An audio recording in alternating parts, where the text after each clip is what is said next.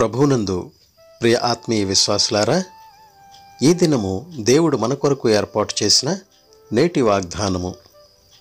డాంబికులు నీ సన్నిధిని నిలువలేరు, పాపము చేయు వారందరూ నీకు అసహ్యులు.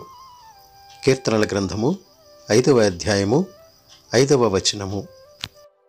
సహోదరి సహోదరులారా, పాపంతో నిండి ఉన్న ఈ లోకంలో మేలు చేయడానికి సిగ్గుపడుతూ దోషం విషయం గొప్పలు చెప్పుకునేవారు చాలామంది ఉన్నారు. పొగిడే ప్రతి పెదవును, గొప్పలు చెప్పుకునే ప్రతి నాలుకను యెహోవా నాశనం చేస్తాడు.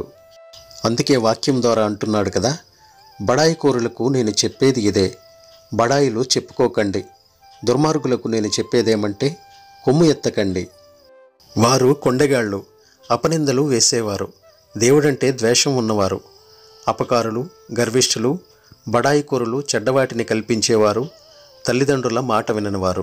పొగరుబోతులై ఈ దుర్మార్గులు దేవుడు ఇదంతా చూడలేదనుకుంటారు. దేవుడున్నాడని వాళ్ళెప్పుడూ తలపోయరు. వాళ్ళు తమ జీవిత విధానాలలో ఎప్పుడూ పట్టువిడవకుండా ఉంటారు. నీ న్యాయ నిర్ణయాలు ఉన్నతంగా ఉండి వాళ్ళ చూపుకు కూడా అందవు.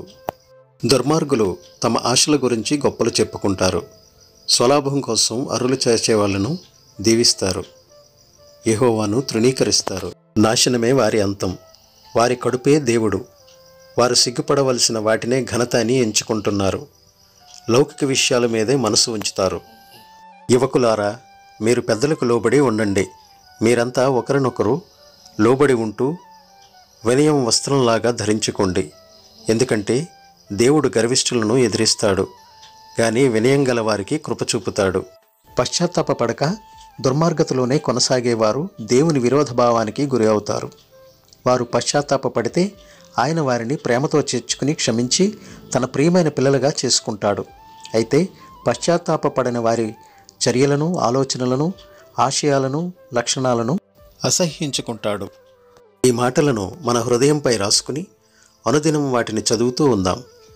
దేవునికి అసహ్యమైన వాటిని అనుసరించడం, ఆయన ద్వేషించే వాటిని ప్రేమించడం చెప్పరాని పిచ్చితనం.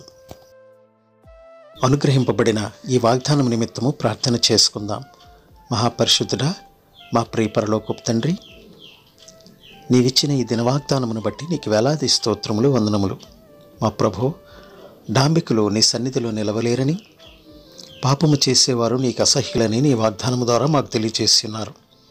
తండ్రి, దుర్మార్గులు తమ ఆశల గురించి గొప్పలు చెప్పుకుంటారు.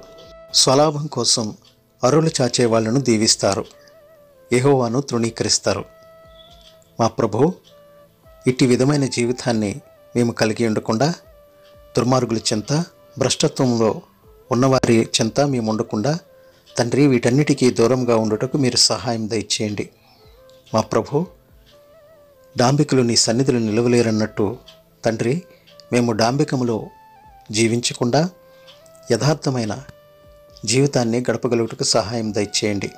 తండ్రి, నీవు మాకిచ్చిన దానిని మేము సంతృప్తికరంగా స్వీకరించి నాయన మాకు కలిగిన దానిలోనే మేము జీవించగలుగుటకు సహాయం దయచేయండి.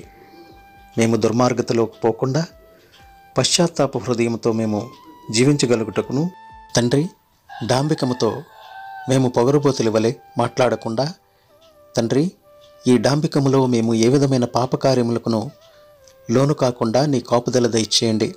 మా ప్రభు, పోకిరి చేష్టలతో మేము మా జీవితాలను నాశనము చేసుకునకుండా, తండ్రి, నీ యందు యథార్థమైన జీవితాన్ని గడిపి, తండ్రి, నీ సన్నిధిలో మేము దీనుల వలె కనిపెట్టుకుని ఉండుటకును సహాయం దయచేయమని, ఈ వాక్యము వింటున్న ప్రతి ఒక్క బిడ్డను దీవించి ఆశీర్వదించమని మా ప్రభువును ప్రియరక్షకుడైన యేసు వారి దివ్యనామమున అడిగి వేడుకొనుచున్నాం తండ్రి.